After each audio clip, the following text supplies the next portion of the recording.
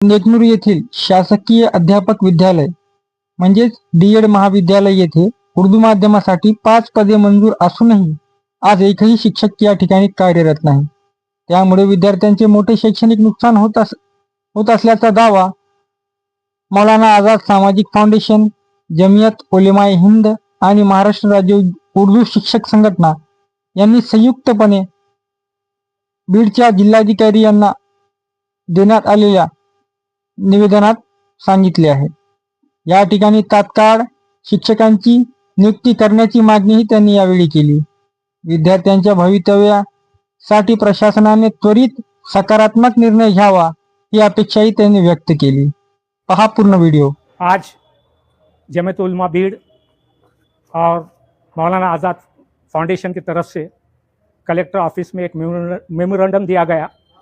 ये मेमोरेंडम आप लोग सुनकर अफसोस करेंगे कि बीड ज़िले के अंदर गवर्नमेंट का एक डी.एड. कॉलेज है जो कई सालों से वहाँ पर टीचर नहीं है।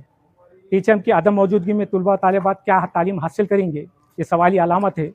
इसको मद्देनज़र रखते हुए आज कलेक्टर ऑफिस के पास मेमोरेंडम दिया गया। पालक मंत्री, शिक्षण मंत्री, अभी सीईओ और तहसीलदार को भी दिया जाएगा। ये बड़ी अफसोस की बात है। अगर इस पर इन्होंने अमल नहीं किए, वहाँ 15 तारीख से कलेक्टर ऑफिस के पास हंगिंग स्ट्राइक किया जाएगा और जब तक इनका मुस्बत जवाब नहीं आता हमारा हड़ताल जारी रहेगी। ठीक है। मी जिल्हा कलेक्टर ऑफिस येथे आलतो। आमचा येण्याचा नियोजन असा होता की नेकनूर येथे शासकीय डी.एड. कॉलेज आहे। त्या डी.एड. कॉलेजमध्ये उर्दू माध्यमसाठी 5 शिक्षकांची जागा आहे, परंतु त्या 5 शिक्षकांच्या जागेवर एकही शिक्षक उपलब्ध नाही। त्यामुळे तिथलच्या विद्यार्थ्यांचा नुकसान होत आहे।